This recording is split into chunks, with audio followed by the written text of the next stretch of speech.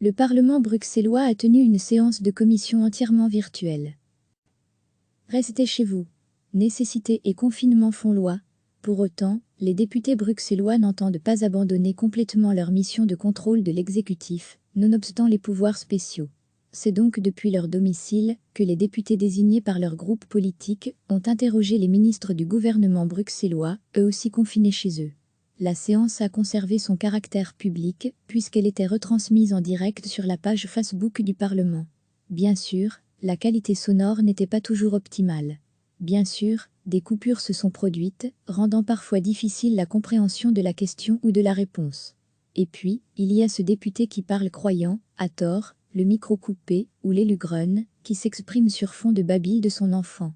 Ou encore l'écho qui perturbe l'oratrice pendant son intervention, obligeant le président Madran à demander aux autres intervenants de veiller à éteindre leur micro quand ils ne s'expriment pas.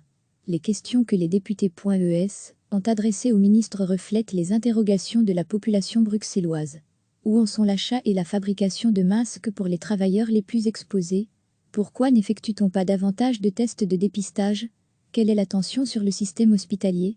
A-t-on pensé aux travailleuses des titres-services, aux personnes sans abri, aux personnes malades avec un animal domestique? À chacune de ces questions, le ministre compétent s'est efforcé de fournir la réponse la plus complète possible. Particulièrement sur la brèche au vu de ses attributions, santé, aide aux personnes, propreté publique, le ministre écolo Alain Marron a résumé la situation actuelle. Personne n'a anticipé une crise d'une telle ampleur, personne. Les procédures ne sont pas prévues, sauf peut-être dans les hôpitaux où là, il y avait des procédures de crise spécifiques. Mais en dehors du monde hospitalier, il n'y avait aucune procédure prévue nulle part.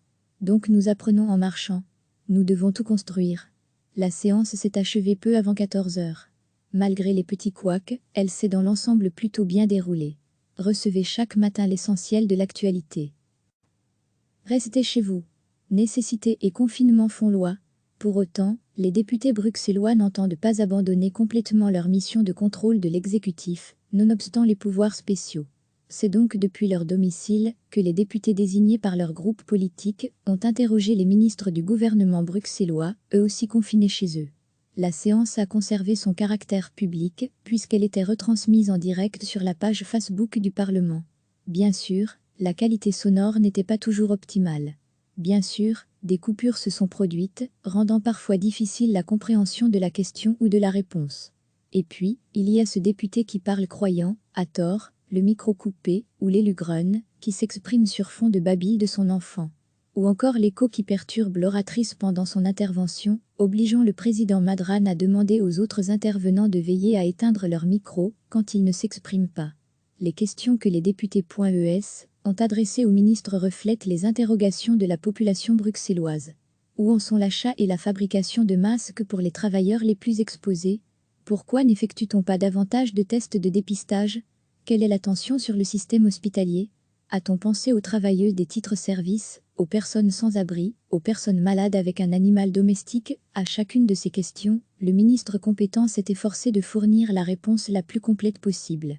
Particulièrement sur la brèche au vu de ses attributions, santé, aide aux personnes, propreté publique, le ministre écolo Alain Marron a résumé la situation actuelle. Personne n'a anticipé une crise d'une telle ampleur, personne. Les procédures ne sont pas prévues, sauf peut-être dans les hôpitaux où là, il y avait des procédures de crise spécifiques. Mais en dehors du monde hospitalier, il n'y avait aucune procédure prévue nulle part. Donc nous apprenons en marchant. Nous devons tout construire. La séance s'est achevée peu avant 14 heures. Malgré les petits couacs, elle s'est dans l'ensemble plutôt bien déroulée. Cliquez sur s'abonner pour recevoir les dernières nouvelles.